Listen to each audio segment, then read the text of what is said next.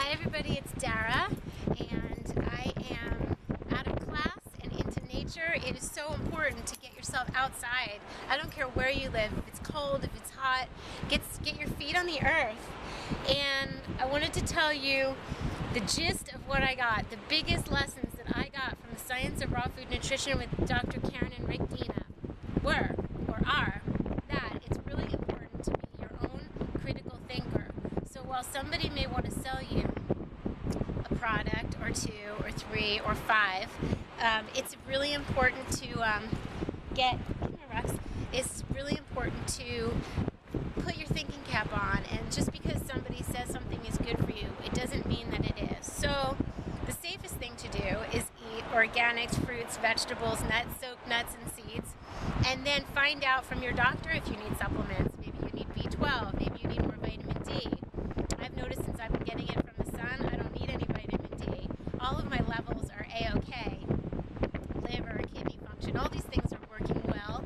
I need a little help with my thyroid from time to time, because that's where stress hits all of us at some point, unless we're the hardiest individual with absolutely no what I would call weak links in the chain of health. And my little weak link is thyroid, is a slow thyroid. So I could be eating perfectly, but if I'm stressed, then my thyroid will take a hit. But here's the really interesting thing, is that all these years I have been eating kale and broccoli and cauliflower, and I found out some things that are part of the cabbage family that is really not the best for your thyroid, and maca is on that list. Shocking, oh my gosh.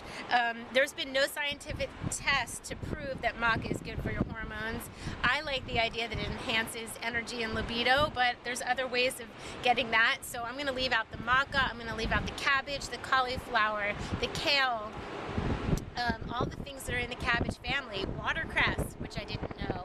So for you people with slow thyroids, why not leave it out? I didn't for all these years, but I'm thinking, why not try it? So I'm going to be trying it and letting you know.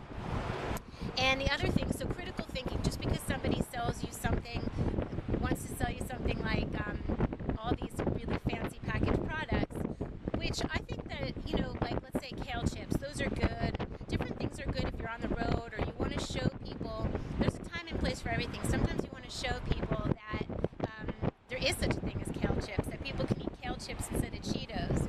So while the gourmet food and the packaged food isn't always the best, isn't always the best thing. I mean, obviously eating an apple or eating fresh, celery, something water rich and low in calorie density is good, but there is a time and place for crackers. I crumble Lydia's beautiful crackers over my salads, and there definitely is a time and place for the more dense, calorie dense foods like the nut pates and things like that, but definitely eat the salads first, big salads. So let's say about the thyroid. Okay, so critical thinking I learned from them. Like, they question everything, and just because some raw food guru says it's true, or even somebody who's doing the best of their ability, like if I hear something and then I pass it along to you, it doesn't necessarily mean it's true. So don't hang on someone's every word. But I can tell you what I do in eating mostly raw, if not all, or mostly raw plant-based diet towards the non-gourmet side is really, for me, how I get the highest amount of energy, the best skin, the best feeling, the best health is vegetables, fruits, some soaked nuts and seeds. So that's it, critical thinking, and that I learned that it's a good idea to study all different schools of thought, so that you do have an answer to say when someone says, what if there's not enough protein in your diet? And, vegetarians and vegans are, low in testosterone and this and that. And we learned a lot of scientific backup that says a lot of these things are not true. So I highly recommend their class. And I also want to tell you that, along with the number one critical thinking aspect of this class, I've also learned that there's levels, which I knew. Let's say you're going from a standard American diet, you're eating cheeseburgers and sodas and french fries, and then you step it up and you leave out a lot of the processed food, you're going to get better.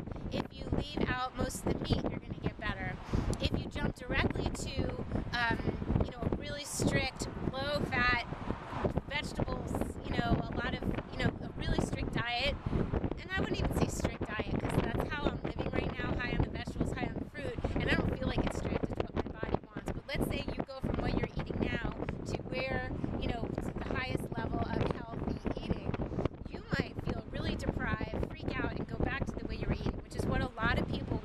lot of people do is that they try the raw food diet, they're eating too many nuts and seeds, they don't feel well, they go back. Or they don't eat enough fats, they go back. They eat too many fruits, they go back. So what I liked about Dr. Karen and Rick Dino, which is really what I do for myself, is the middle way. Like, if you have to have a little bite of the raw food cheesecake, it's not the end of the world, but mostly things that are low calorie dense first. And, high water content, high fiber content. The fiber does so much in your body. Fiber feeds healthy flora. Fiber helps keep you regular, which we all know, but it does so much more that we're not aware of. It helps insulin sensitivity or insulin resistance, which is what we don't want. So it helps your blood sugar. So I'm just thinking a massive salad, like an amount that you would think is absurd, something that takes you, what they say is to eat something that takes you a half an hour to chew and chew it well. And that's the other thing, chewing really well.